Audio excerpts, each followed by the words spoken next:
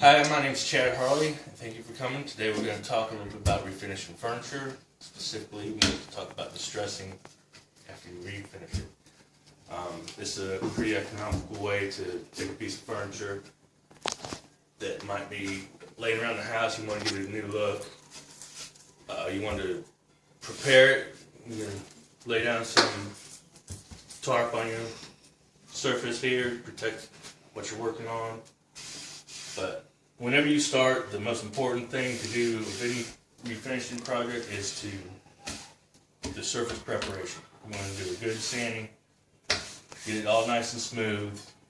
I go through 3 grits of sandpaper. You start off with like 80 grit, then go to 120, and then finish out with 220. That's a fine grit, and then it makes it real nice and smooth. Then you want to prime it.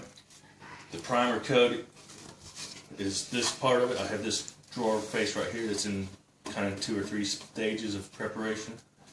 Once you prime it, that gives a bonding coat to allow your paint to adhere to your wood. It makes it stick better.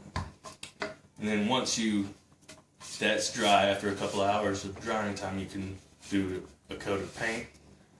Some people, you could do if you want to have a really aged look, you could do 3 different colors of paint. You could do a primer, then say a bright color of paint, and then a darker color as your final coat.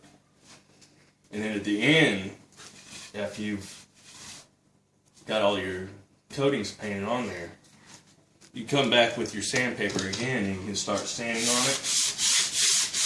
And you'll come down, this is the distressing part, you'll get different textures and different looks out of this. If you come down enough, you'll start seeing those other layers of paint underneath it, especially along the edges and in grooves. You can see where those other paints are coming through, and you can even go on down to the bare wood again. After you get to this stage, then you might want to take some staining after that, and you rub stain on it, and then it gives it another more aged look.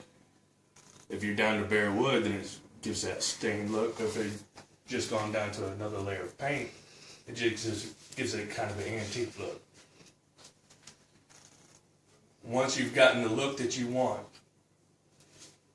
you can come back over it with polyurethane, and that's going to protect that finish, and then it's not going to get messed up anymore after that.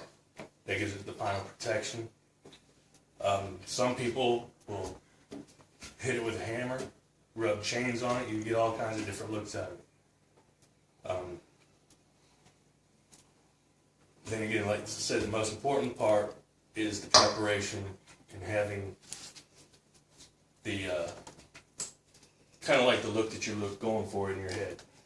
Like I said before, this is an economical way you could take a cheap piece of furniture you can find at a yard sale for $50, spend a few dollars on the different products, the stains, the paints, cover that up, and you end up with a piece of furniture that might look like a $1,000 piece of furniture that you paid $25 or $50 for at the yard sale.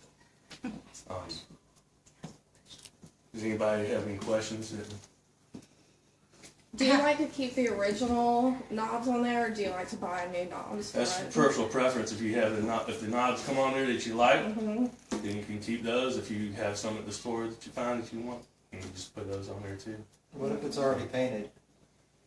If it's already painted the color that you like, you don't know, as long as that paint is on there good and not peeling, then you could just leave that on there. You can go over it, or you could just stain it, or you can sand it off completely. You just want to, if you're going to sand it off, you want to make sure you get it down to a good surface. If that's it, thank you very much. Appreciate you coming.